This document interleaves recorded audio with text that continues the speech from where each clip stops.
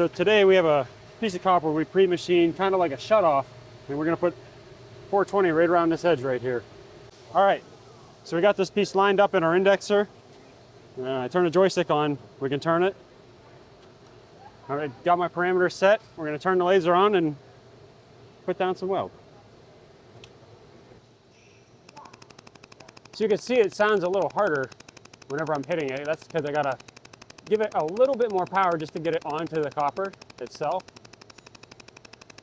So when you're doing this, you just gotta be careful you're not putting too much heat into it and causing cracking.